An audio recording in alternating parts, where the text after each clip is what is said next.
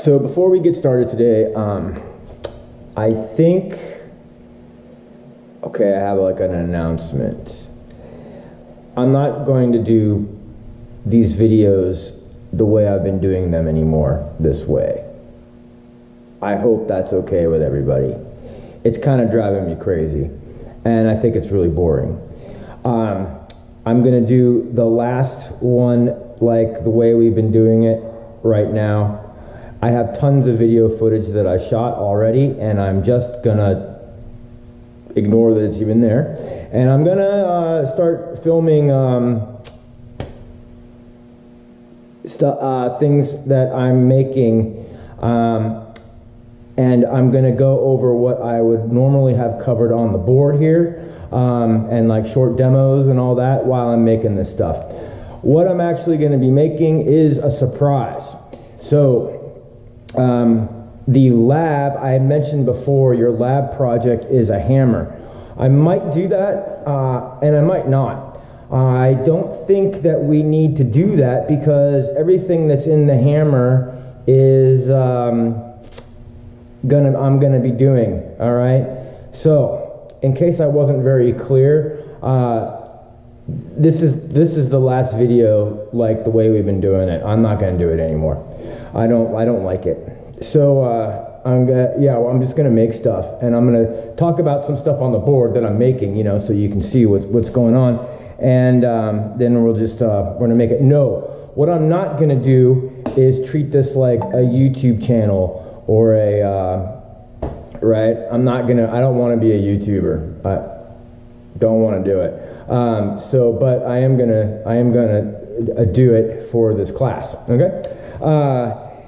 I like this way we're doing it instead of zooming and all that kind of stuff. I don't want to do that. All right, so today's topic is the tools for the lathes and the mill. I was going to show you that stuff, so I have quite a selection of tools for that in there. I'm also going to talk about some measurement devices and how to use them, and I think that's important. And then I got two demos set up for you.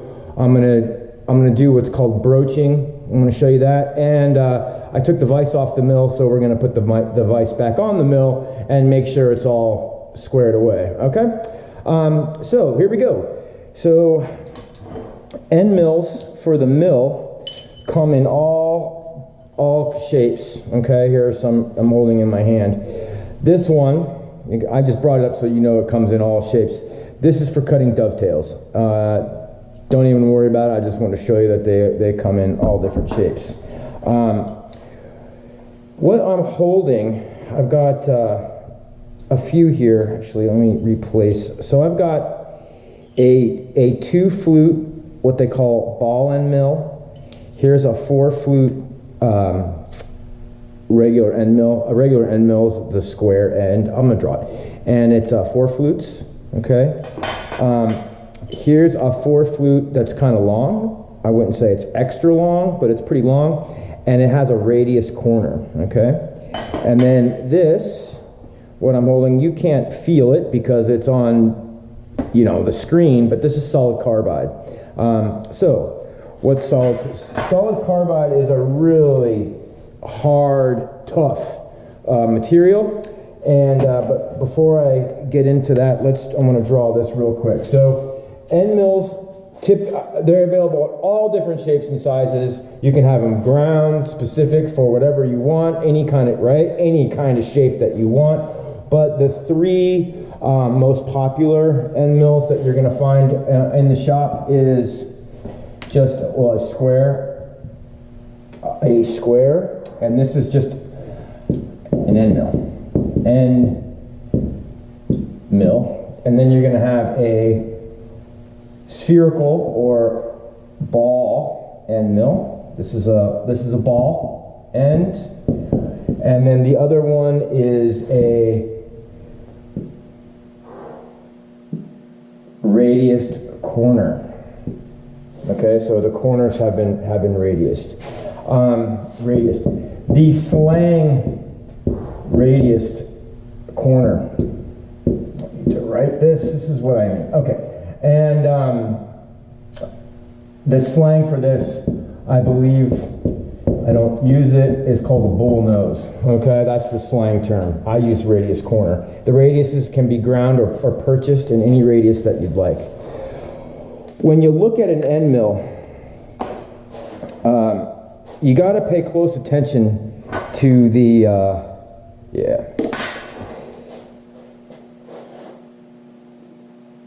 to the face of it right here, okay?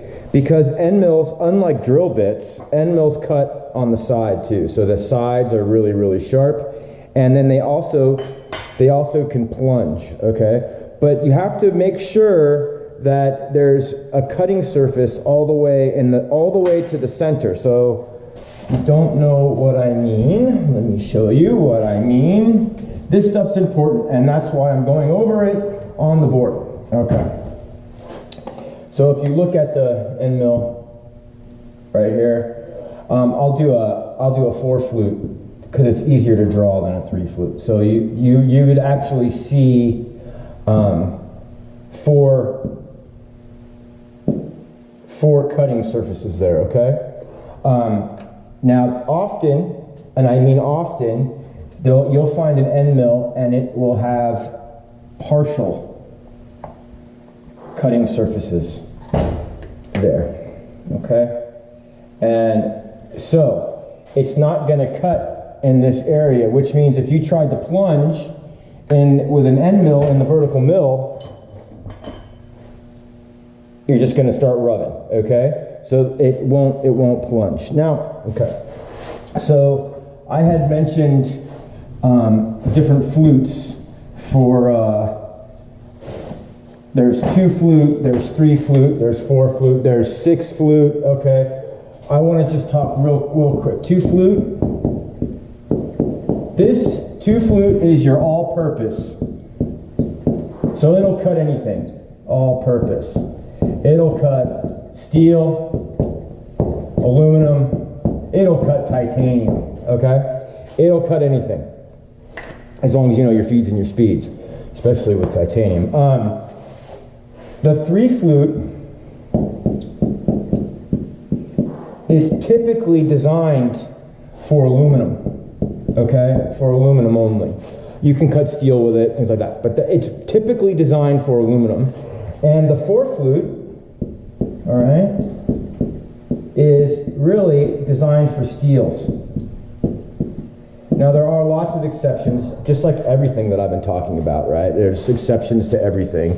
But this is typically when you select an end mill, so if you want to be cutting aluminum, if you have a choice between a 2 flute and a 3 flute with aluminum, you want to choose the 3 flute. Okay, now why? The reason has to do with what they call chip load, and we're not going to get into that because that's advanced. That's the next class.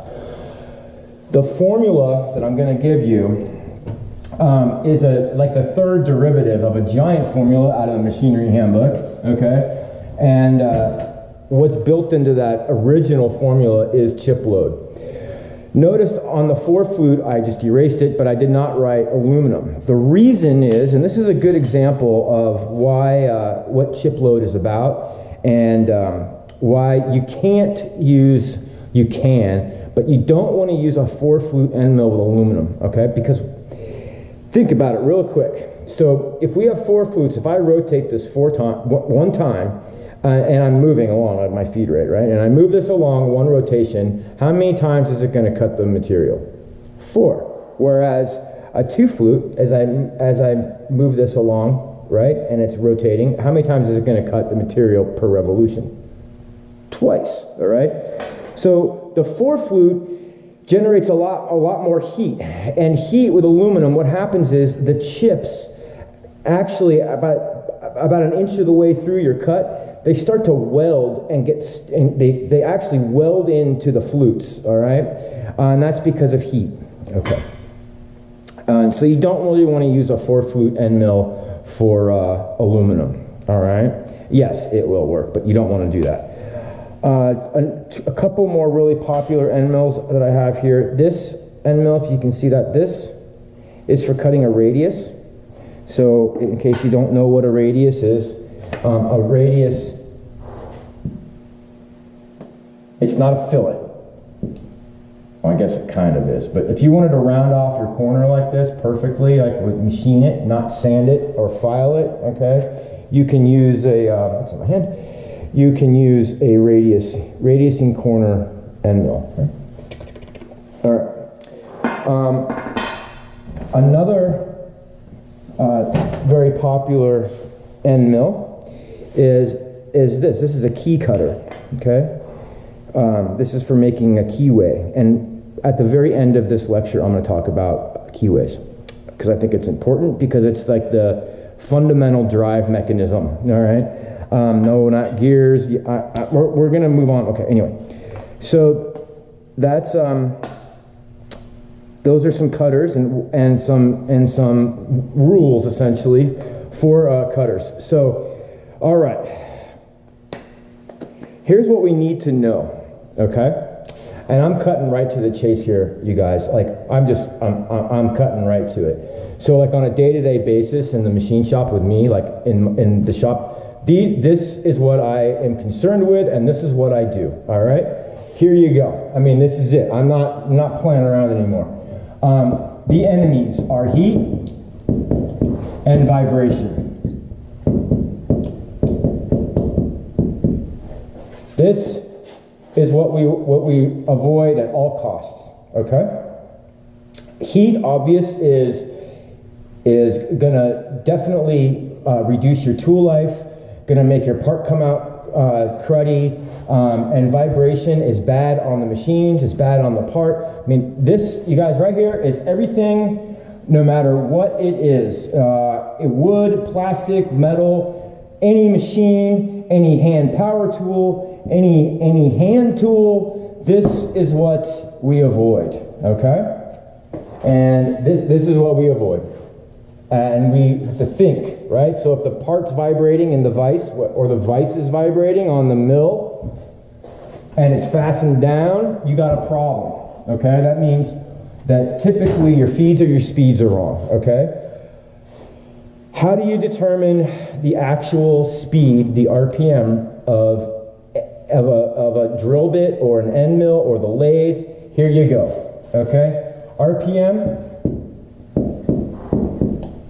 or speed, I'll just write speed, okay, equals 4 times the cutting speed, I'll explain that in a minute, divided by the diameter of your tool. This is the magic formula. I use this every day, twice, 3, 4 times, okay? Like, this is it right here. If you walk away with nothing from this class, nothing, this is what you need to know. This will enable you to set up almost any machine in the world, okay? If you know this, all right, you're set. You can use this at home. You can use this, you know, anywhere, anywhere, all right? So, what's cutting speed? Cutting speed, CS,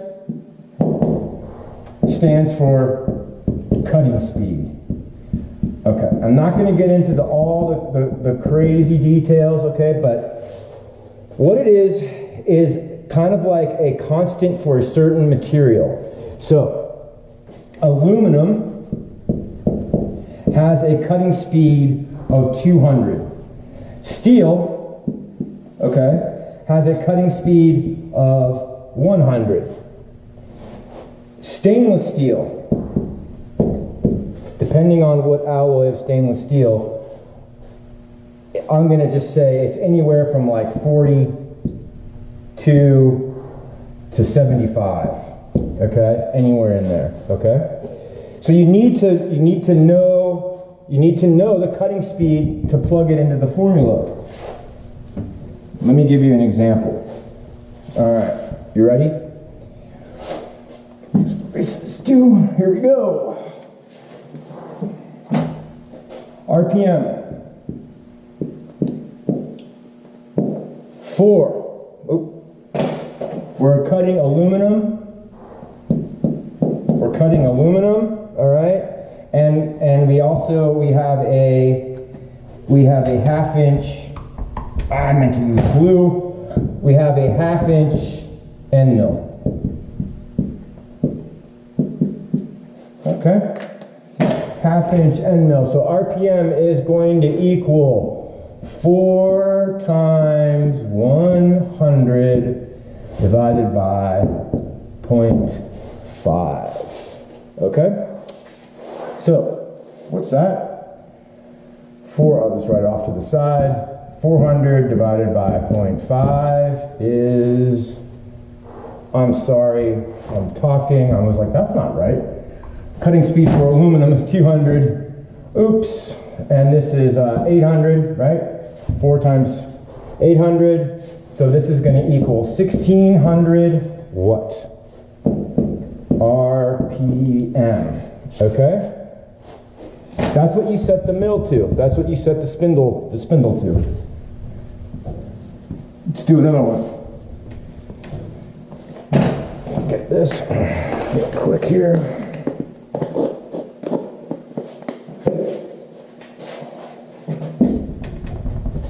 Oh man, that red pen sucks. That's right, I am prepared. Okay. Sorry about that. Not use that anymore. Okay, so let's do another one. We're cutting steel with a 1-inch cutter. 1-inch cutter. RPM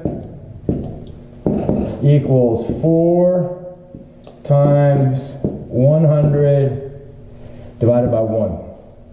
Okay, so 400 divided by 1 is 400. All right, and you're like, okay, I get this. This is super easy. I'm going somewhere with this, people. I'm going somewhere. Let's do another aluminum, and we're gonna check me out. So now.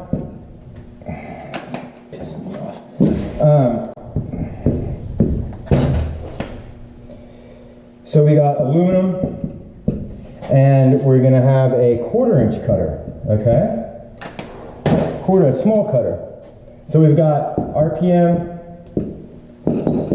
4 times 200 divided by 0.25, which equals 800 divided by is 4, that's 3,200 RPM. Okay, 3,200 RPM. Why am I doing this? Right? So 3,200 RPM for a 1/4-inch cutter. Watch what's happening. This is the point. So a 1/4-inch cutter. 1/4-inch cutter. Remember the 1/2-inch cutter? What was that? 1,600 RPM. All right. What about a 1-inch cutter? We can pretty much do that in our head, right? 800.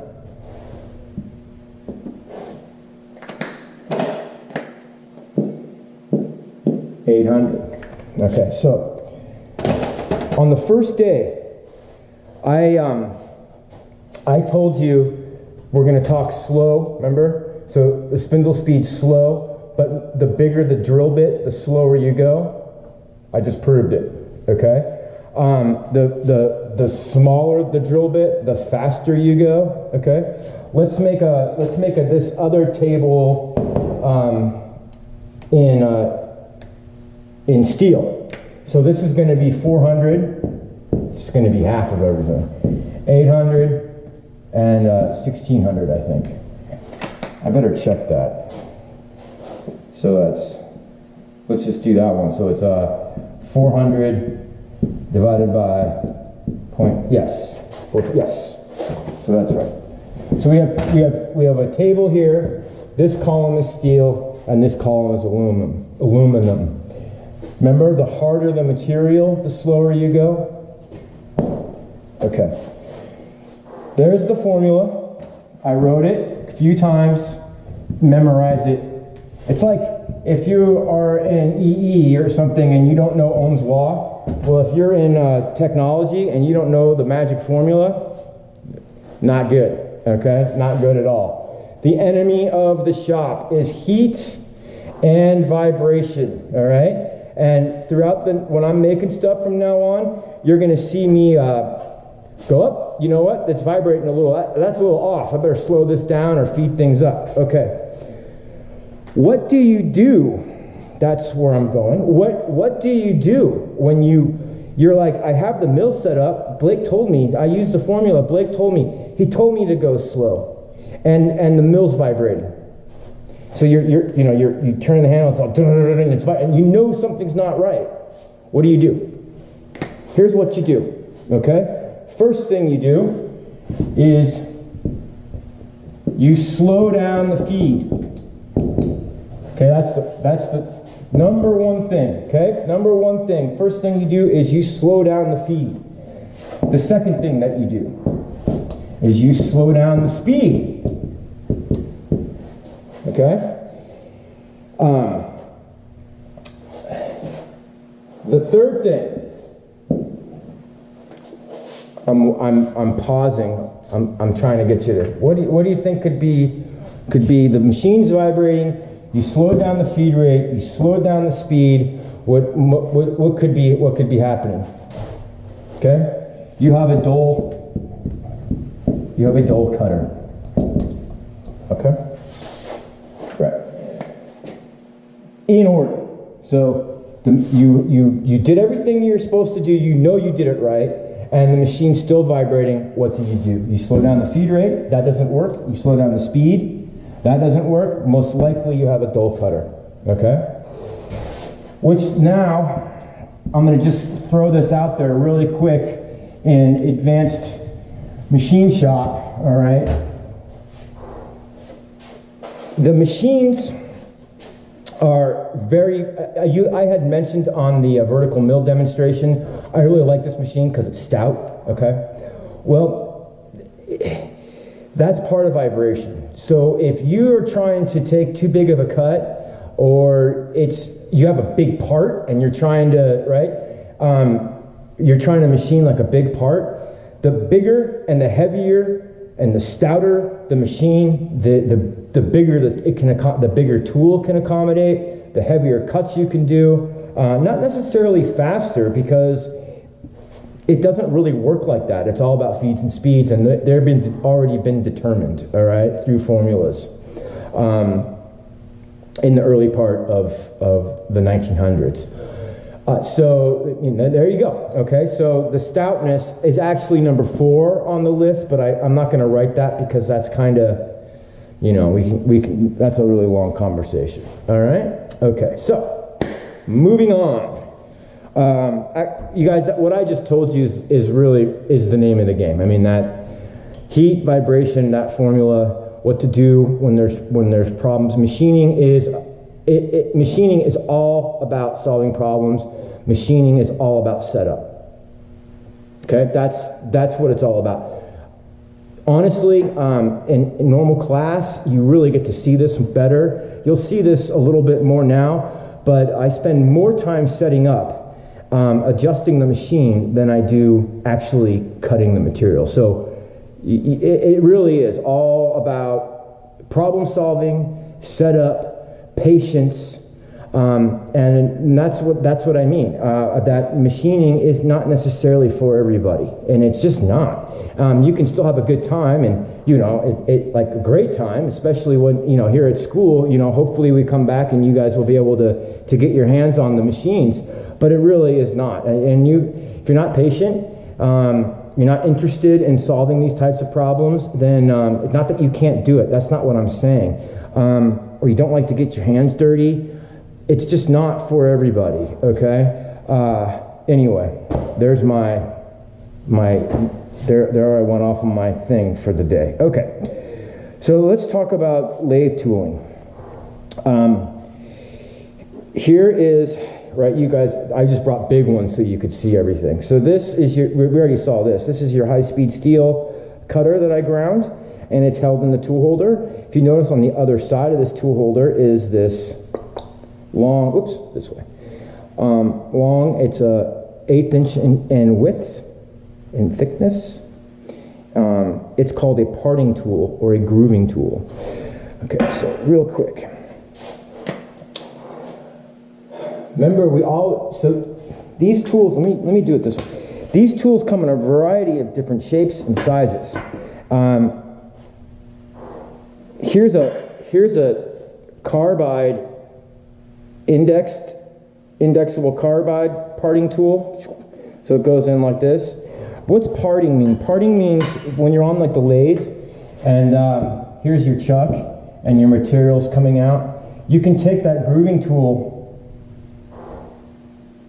okay, and this direction. You could either put a groove in it, right? You could actually machine in a groove, or you can, what they call parting off, meaning I can cut this. Remember, it's only going to go, because it's spinning, we only have to go halfway, and then we right? And then the part will, this part of the material will fall off. You can, okay, so you can part a solid piece, although it's not recommended. You really want to have a hole in it, meaning, so if I have my part here, I really want to have a hole in it. So when I come along and I part, I hit the hole, the bore, okay, and it falls off. You can, if it's solid, you can go all the way through. Yes, you can, but it's recommended that you have a hole. All right, and I agree with that. I agree with that textbook. Okay, so here are some other types of cutters. They're more. You're going to see me use all kinds of high-speed steel and carbide cutters. But here's a indexable carbide. This one is going to cut that direction, right? So far, you've only seen me cut into the, this way. Well, you can go the other way too. And you just got to move your tool. And so then there's the tip, okay? Here's another one. It's indexable carbide. All right, so this little cutter here comes out, okay, and you can replace it. You don't have to sharpen it with a grinder. On the other side, I have a boring bar, which I'm going to show you. Here's a thread cutter. This will cut threads, okay. So it's that profile. You remember the 30 degree, 60 degree profile of the thread, right? It actually matches, remember? So we have our threads, right? The cutter is this profile right here. That's the cutter, okay? All right. All right, and these are boring bars, okay? This one is a cemented, so instead of it being a interchangeable or replaceable carbide, this particular carbide insert has been cemented into the high-speed steel tool shaft. And this one has a Allen screw, and this will come in and out. Okay, so you can put in a boring bar is essentially turning only on the inside of a diameter. So it would be like if you have a piece of material here, remember turning is this, right? Remember that, right? That's turning. Boring is basically turning on the inside.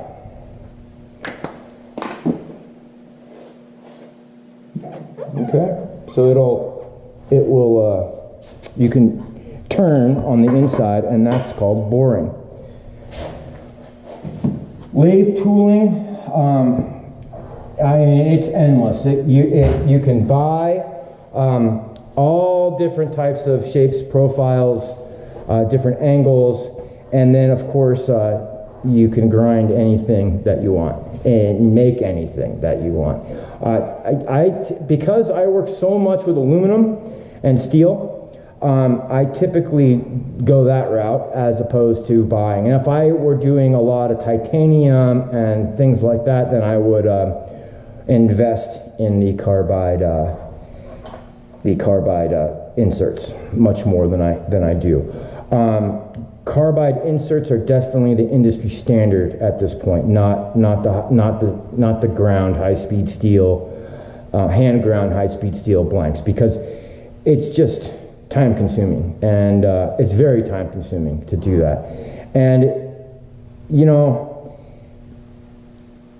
I don't know if they do this anymore in industry, but like to get your way out of being a journeyman machinist into the approaching master machinist, you've got to be able to grind your own tools out of high-speed steel. That's just how it is. Okay, moving on. Oh, I brought this too. This is a giant. You guys, I read your replies, and everyone liked the fly cutting, so I pulled this out. This is a giant fly cutter.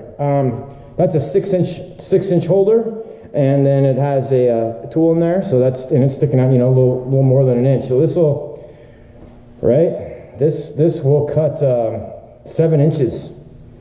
Yeah, I use it all the time. I love it. Okay. All right. Last thing before we move on here. Okay.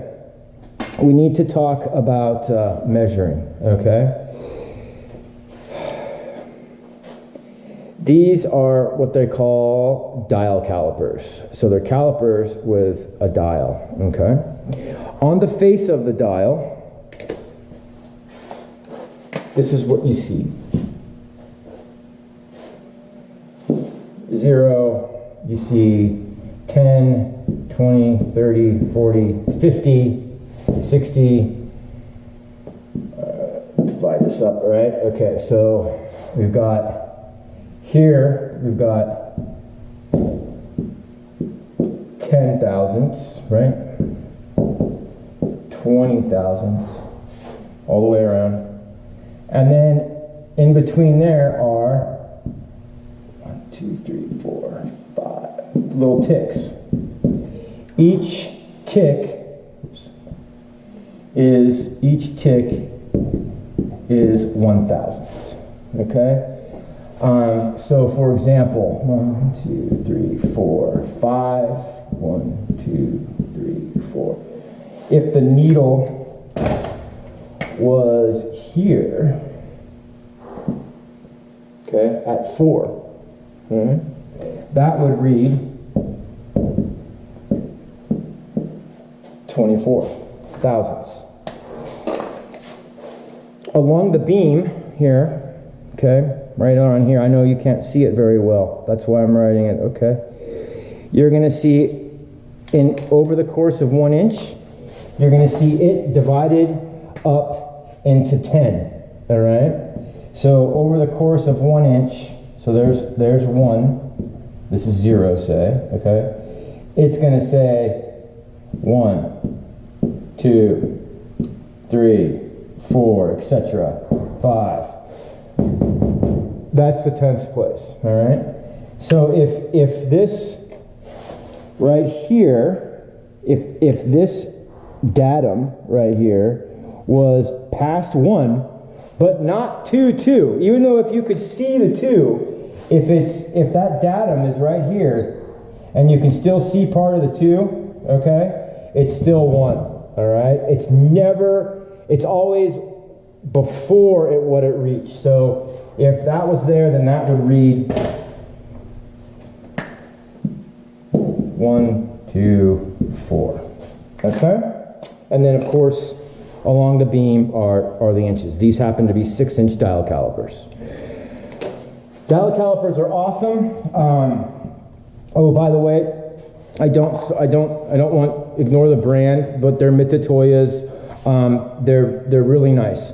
I bought them with my own money. They're over $100. I don't remember, probably $130 or something like that. And that's why I get the orange ones, because everyone asks me, so I might as well just say it before someone asks. I get the orange ones because I'm at school and I'm either with students or other people, and I can see my dial calipers being used from across the shop, and I can say, hey, those are mine. Those are, right? Okay, that's why I have, not because, actually I prefer the white ones, but, and digital calipers. Digital calipers are fine, they're great, okay? And they're awesome for one thing, okay? There's a button on the, I don't have digital calipers. I don't like them. The button on the digital calipers, you can swap between inches and millimeters, okay? But I always find that when I need them the most, yeah, you guessed it, the battery dies on me, and I'm like, oh man, I need, you know, and so, I'm old school. I just like the dials. I don't like the digital calipers. That's just me. I'm not saying that they're bad. They're good, right? And they have a really cool feature. You can swap between inches and millimeters. That's awesome. But I like the dial calipers. Okay. This is what's called a micrometer, okay? And you just don't look down and at the, in normal class, all right, we learn how to use these, we identify the parts, I bring in a wide selection of them. If you're interested, there's so many YouTube videos that are gonna be done much better than mine, where they spent like a week filming, right, just to read these, okay? So I'm not gonna assign it, all right, I just want you to know, this is how you take an accurate reading. Not with these, okay? These are great around the shop, and they're close. I mean, they're really close. They'll measure to the thousandths place. A heavy thou or a light thou is really hard to determine with dial calipers, okay? So, excuse me, for roughing in stuff, they're awesome. But when you need to have an exact measurement, you need to use micrometers, okay? Dial calipers don't cut it. Oh, I forgot one thing about the dial calipers. There's lots of features on this, believe it or not, but I think there's like 5 or 6. You can measure off the head here, okay? But there's 3 that, and you can measure off this datum. I mean, there's all kinds of features, okay? This is for, let me do it left-handed. This is for measuring this, okay? This, and you'll see why I brought this up where I'm going. This is for measuring the inside diameter, not diameter, Blake. The inside of something. Right here, right? You can measure that. That happens to be, let's measure that. That is 696 thousandths, okay? All right? It is not for measuring an inside bore or an inside diameter. You can rough and get close, but no, I'm going to show you. You can't. They don't work. Okay, this does not work for measuring the inside of a circle. Okay, the last feature that they have a depth. This is a depth gauge. Okay. All right. So how do you measure the inside diameter of a bore or a circle in the machine shop? You use a telescoping gauge. All right. And the next project that we work on, you're going to see me use this a lot. I'm not going to tell you what it is, surprise. And so this is a telescoping gauge. I'm going to real quick briefly talk about how they work. And then instead of I'm going to show you how to use them instead of me telling you how to use them when we do our project. So this is the inside diameter of something. What makes these work is the ends of it. The ends here, they're round. Ooh, they're not a circle. I wonder if you can see that. My head out of the way. They're slightly. Okay, and then they're spring-loaded, And then there's this little thumb screw at the end that'll lock it. They're called telescoping gauges. Lots of people call them snap gauges. This is why. I don't know if you could hear that, but when you unlock them, they snap. I don't like their telescoping gauges. Well, anyway, the way that they work is you put them inside your bore, and I'm going to show you something here. You put them inside your bore at an angle, okay, and this compresses, okay? And so you put it at an angle, it's compressed, you tighten this thumb screw up just gently, and then because, remember, the ends are round, you pull it through and then tighten it up. It compresses, okay? So it starts to compress as you pull it through. All right, so it compresses, then there's the high spot, right? And it comes through. But the only way it works is because the ends are round. For those of you who tried to put something up that like a 2x4 or a wall, you're like, wait a minute, I measured, this doesn't fit, right? That's because the ends are square. Okay. The ends need to be round. Okay? That is a telescoping. And then you take the measurement off the gauge. Okay. And I just want to hip you to that really quick, and you're going to see me use it quite a bit, all right? So we don't need to talk about it anymore today. The next thing I want to talk about are indicators. I brought two here. These are indicators. So let's talk about this one last, because it's the last word. So this has a little plunger, and then this plunger, right, moves the dial, okay? And it's like a dial, just like the dial indicators. Okay. Dial calipers. This is a Starrett last word indicator, and they're very delicate and very expensive now. They used to not be so expensive. So this on that end there, it will move the dial, okay? I love these things. I use this all day. I use the micrometers too, a lot, but this I use all day. This is it. 135, 130. I think the set for these now, this is about $300 for the set. It comes in like a little kit. I don't know if you can just get the indicator without the kit anymore. They did not used to be that expensive. Anyway, that's it. So and then this is what I use to find the center of a circle. You're going to see all that, but I just wanted to show you so you know what I'm going to be grabbing when it's time.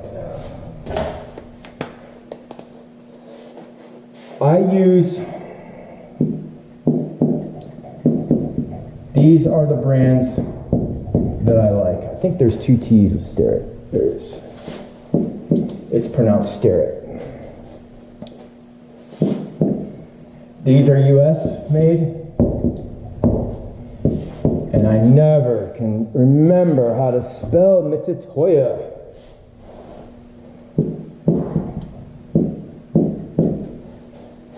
Japanese.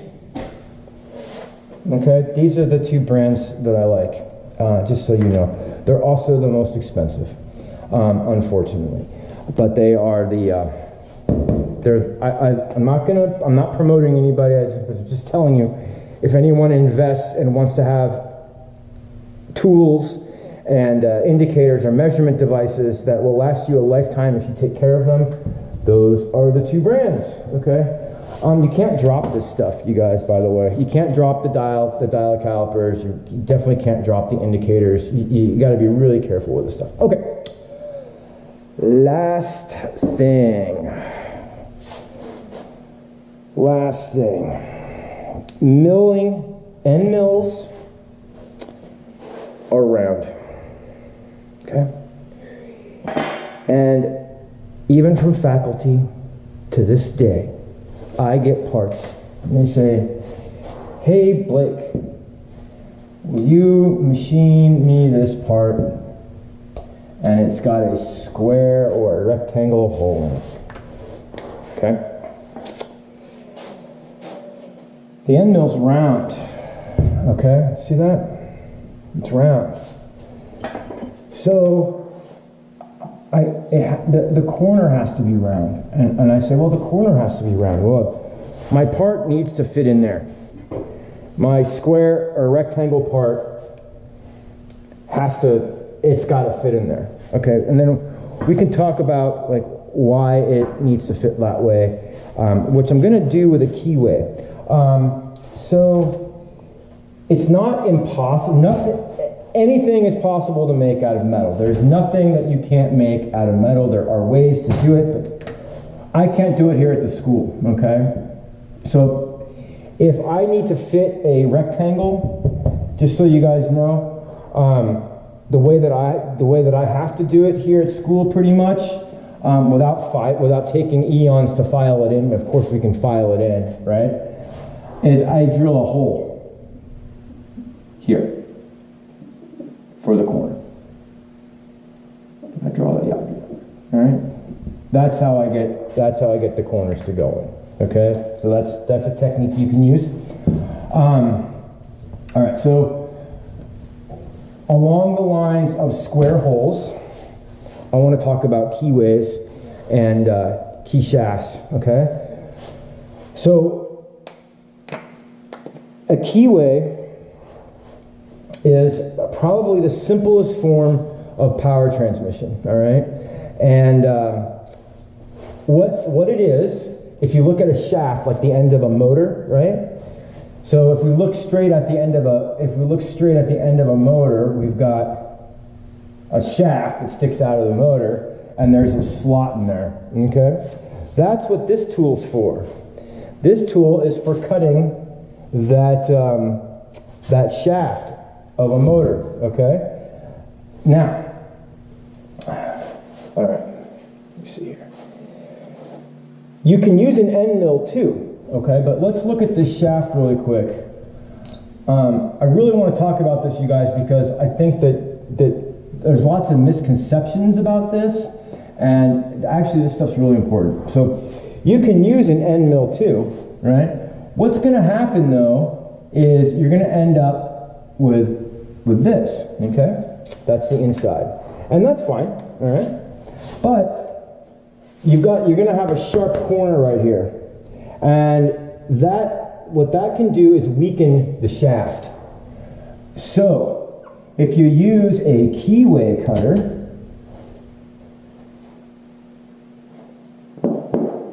see that? All right? Something round that way, what you end up with is a nice radius right there in that corner, and so that won't weaken the shaft, all right, as much. Also, those right angles, I'm not going to get into stress. All right. Ooh, I didn't want to erase that. I got to draw it again. Okay. Now, the other part of that's on the motor. Now we've got whatever we're going to mount to the shaft, okay? And that is going to look like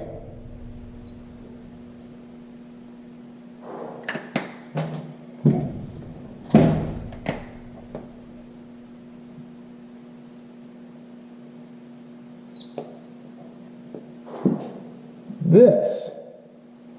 Okay, so whatever we're going to mount to the shaft. Remember, there, and here's our shaft. Now we have to cut a square. So there's our shaft with our keyway in it, all right? And we are going to have a rectangular or square key that goes in to drive, right? To transmit power, all right? What we do, we use what's called, and I'm going to show you a demo on this in a moment. We use what's called a broach, okay? This is a broach. And it's going to go in there and cut right, this way. And it's going to cut, see that tooth profile on there? Okay, This is a broach. That's how you cut a square hole. You broach it. Okay. And real quick,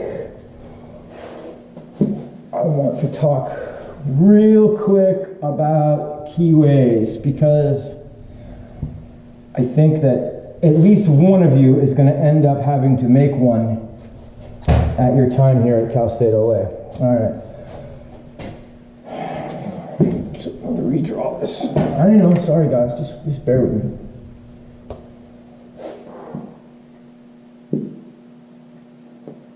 The depth, if you look in the machinery handbook, the depth, and there's so much confusion about this, the depth of the keyway is not measured from tangent, okay?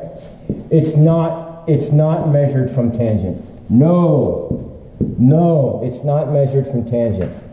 It's measured, the depth of the keyway is measured from when, if we take this cutter, right, and we're going to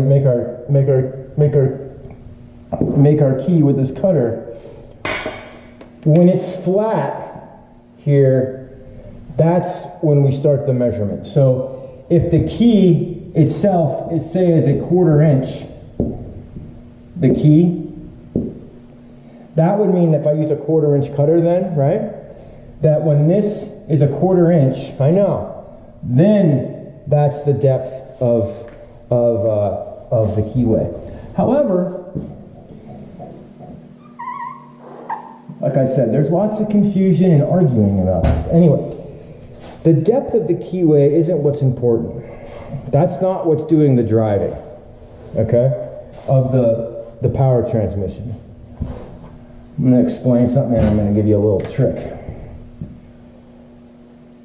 We don't want it obviously to be too deep, because then the key will rattle around and eventually vibrate itself out, okay? So when I say it's not important, I don't mean it's not important. I mean it's not as important as it's fit on along the sides. You want the key to be really tight, not tight where you have to like hit it with a hammer to get it in there, but you want it to fit nicely on the side walls, okay? That's what's doing the driving. Keyways shear off, and that is because they either wore out, okay, or check this out. Yeah, that's okay. Check this out. I know it's not a square, but let's say that's a square. That's not a square at all. Let's say it's a 1/4 inch. So then you might think, oh, okay, I'm going to cut an 1/8 inch deep in my shaft, and then an 1/8 inch deep in my part, right? All right. That'll work. There's nothing wrong. It'll work. But you want it to be stronger? Okay, think of it this way. It's much easier. King Kong comes along, and he walks up to the Empire State Building, and he can just push it right over, right? Okay? Right, because it's tall, right? So something that's tall, if you come along and you can just push it right, boom, right over. Now King Kong comes along, and he comes along to a 5-story building, and no, he can't push that over, right? You get where I'm going. So the 5-story building, this won't push over as easy, all right? So here's a trick. Use a rectangular key, except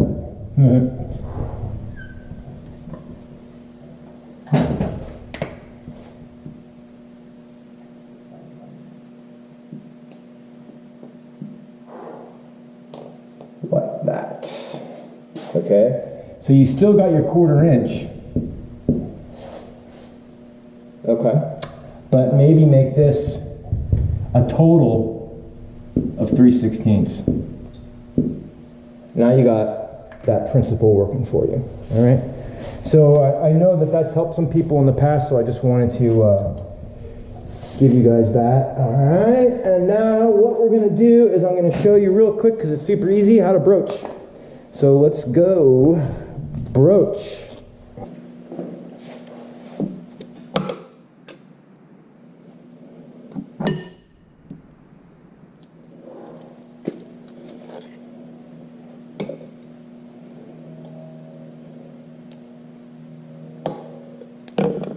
Okay. All right. So what we want to do is we want to put that square keyway hole in this piece of metal. All right. And what I'm going to use is, I already showed you, is this broach. Okay. And this is called an arbor press. Okay. Just a hand operated press. You can see there's the beam. It's on a rack and a pinion gearing system. And this is what comes with the kit. So you get the broach, and you get this bushing that has a slot in it, all right, and a shim. Okay. So it's actually super easy. This piece of metal right here I just have here because it's pretty close, and I'm just going to elevate it. No, it's not really like parallels, but a little bit like it. And I'm going to drop my bushing in there. Okay. Get some more height. Oop, hold on, I gotta get my glasses. So safety glasses are absolutely necessary when you're doing this, okay? You'll see why in a moment. Okay, so what's gonna happen is I'm going to press this broach through, and when this is hardened, the actual broach is hardened steel. So if it were to break, it's gonna shatter, and that can be, you got to wear safety glasses. So I'm just going to bring this down like this and make contact here, and I'm sending the broach through.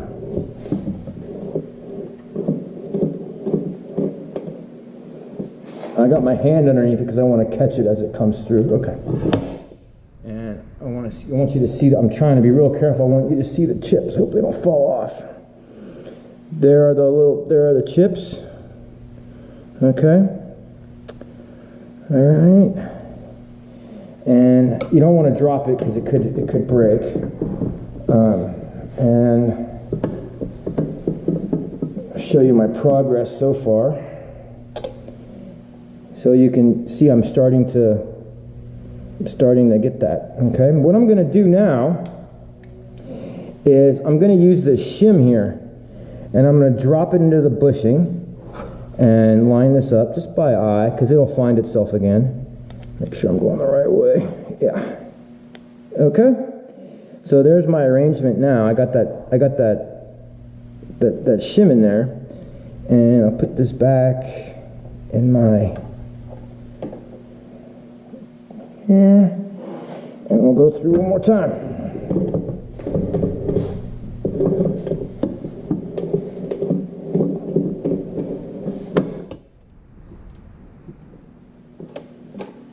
Okay.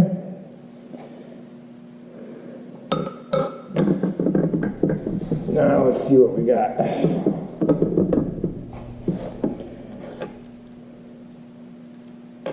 Don't want to lose the shit. All right. That is how it's done, right there. This is ready. This is just aluminum, and I did that on purpose so it's nice. It's soft, but this then mount. This is a 1/2 inch diameter. So this bushing is just like a thou under. So it's like 498, 499, 498, and that way it drops right in there. Okay. The bushing is what supports the broach, so it keeps it straight as it's going through. Okay. Doesn't. Otherwise, it would. If there was no bushing, it would get cocked. Right. Okay. All right. So that's how to broach. Now let's put the vise back on. So it's super important that the table is clear. We don't want any chips underneath the vise.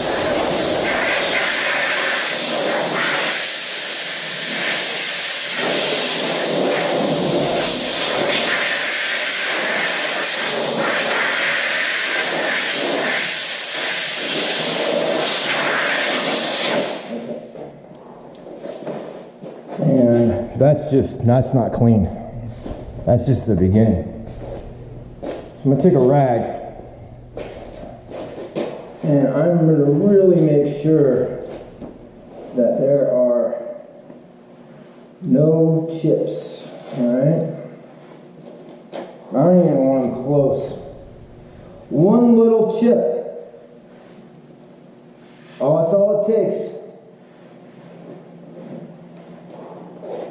I'm gonna do something else too real quick.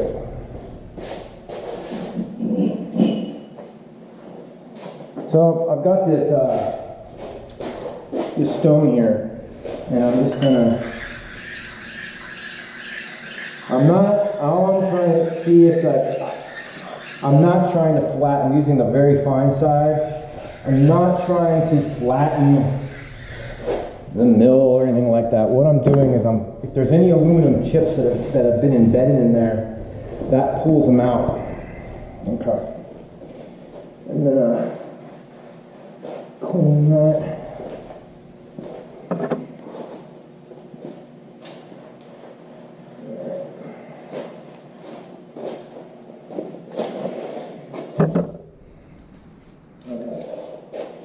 Now, I've got to do the same thing with the vise. Take a yucky rag first.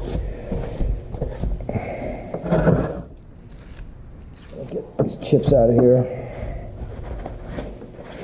I know it's the top, but trust me, I don't want to. Oh, they're heavy. Okay, so there's the bottom. There's a couple chips.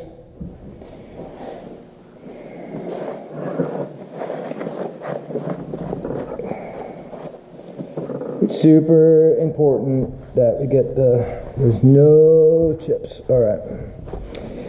So what I've got here, just so you guys can see what's going on, is, remember I don't have a Bridgeport mill here.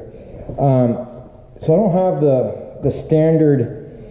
When you buy these vices, they come with these keys, and what these keys do is they help align the vise to the mill. So what I've done is I made my own keys just out of pieces of steel, and then I filed them to get them to fit just right. And so this doesn't make it fit perfect. You still have to run the indicator on there, and I'm going to show you that right now. But this sure helps getting started. Makes things a lot faster. As a matter of fact, I spent time with these keys, so it's probably gonna line up within a thou or two right off the bat. I know they don't look like much, you know, they look all dented and messed up, but they're actually they work really well. And they just stood little counter bore there for the Allen head. The vise weighs, I don't know, maybe 50 pounds, so we're set. I'm going to put the vise on the mill. Turn this around. Okay. Sorry, I'm going to walk in front of the camera because they're heavy. All right. So what I'm going to do is I'm going to be I don't want to slam this down. Really careful. All right. Now you see why I lowered the table.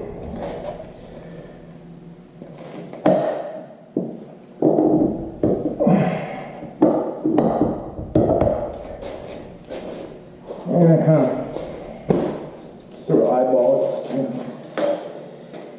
Okay. I'll show you what I just did. So here are what holds it down. This is the T-nut. Goes in the T slot. That looks like a 5/8 or 5/8 stud with a nut on the end. So that just slides in the T slot up against this here. Tighten that hand tight. Okay. And what I'm going to do next, here's my wrench. Okay. That's it, right there. That's all I'm doing. That's it. You see that? I just get just a little tiny bit. All right. And what I'm going to do is I'm going to put I'm going to put the drill chuck in the spindle.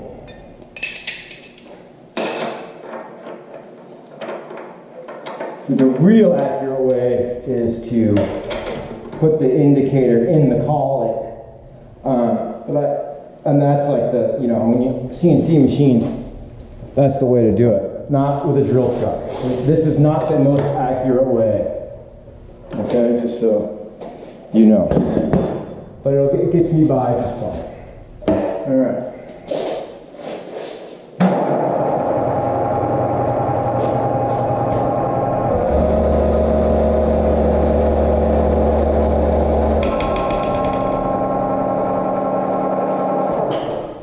Turn it on so don't have to crank it, okay? And so what I'm going to do now is I'm going to use this indicator, all right? And I'll move the camera too, don't worry. So let's see.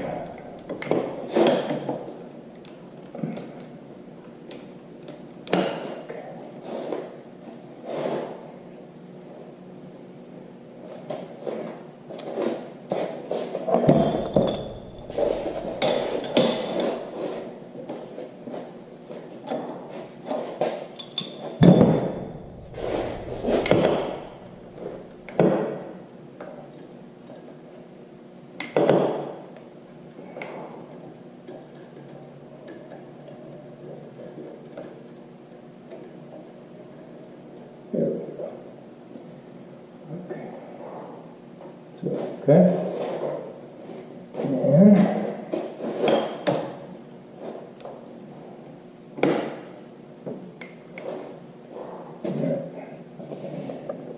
let me show you my setup. Okay. Here's my setup.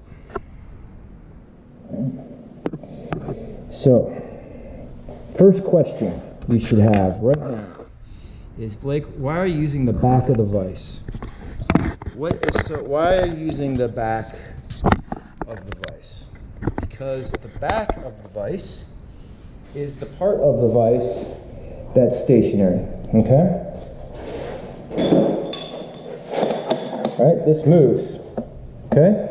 This is stationary.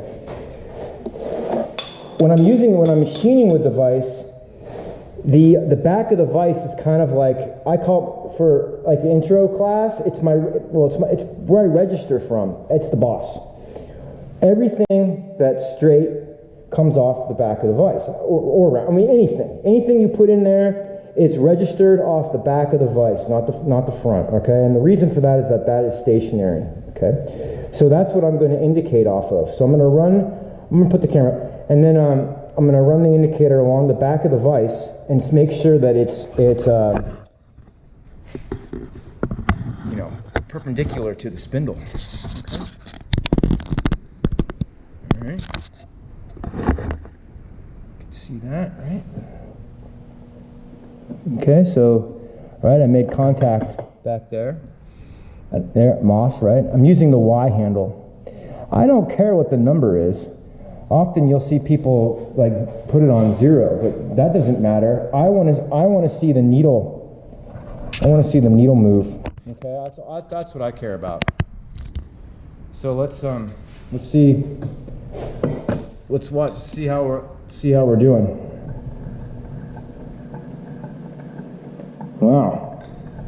I knew it was okay. I didn't think it was going to be that good. So that needle saying 2 thousandths off the 50. The needle says 52 thousandths, and the vise is about 6 inches. And as I move it to the other end, that says 52 thousandths. I was hoping that it was going to be out of whack, and it's not. So what I'm going to do is I'm going to tighten up the nut, the 2 nuts. I'm not cranking on it. All right, just evenly. Okay, and then I'm going to check it again, because it moves when you tighten it. All right, there we go. That's more what I was expecting. So it dropped it dropped half a thou. So I'm just gonna, that's okay. That's okay. Well, let's see. If I, let me give it I'm gonna use the dead blow, and I'm just gonna tap the vise. There. Just a tiny bit before it's 52 thousandths. I'm just gonna tighten these up just a little bit more. The nuts, and tighten up the nuts just a little bit more. All right, let's see what it says now. 52.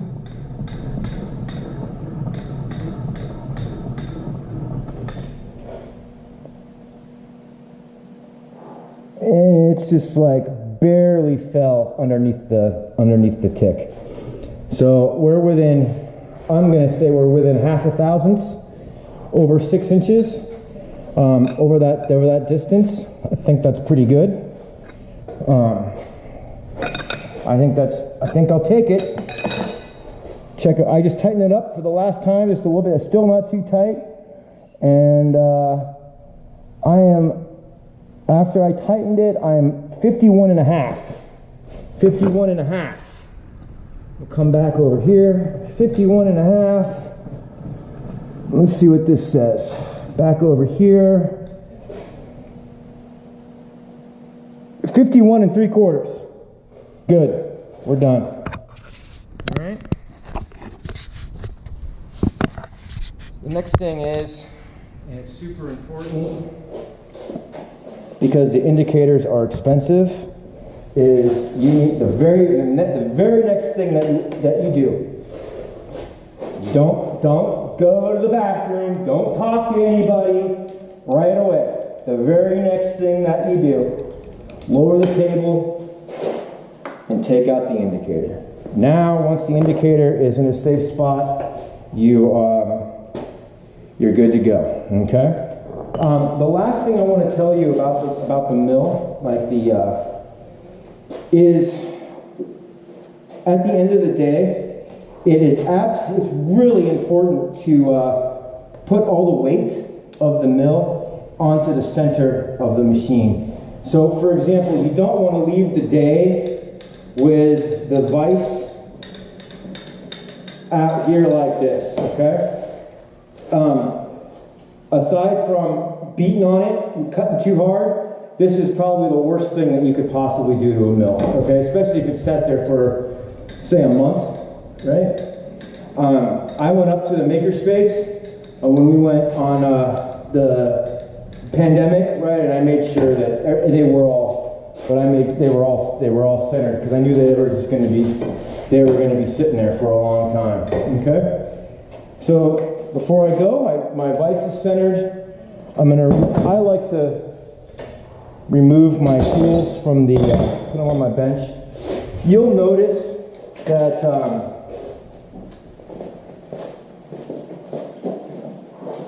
sorry, I like this over here.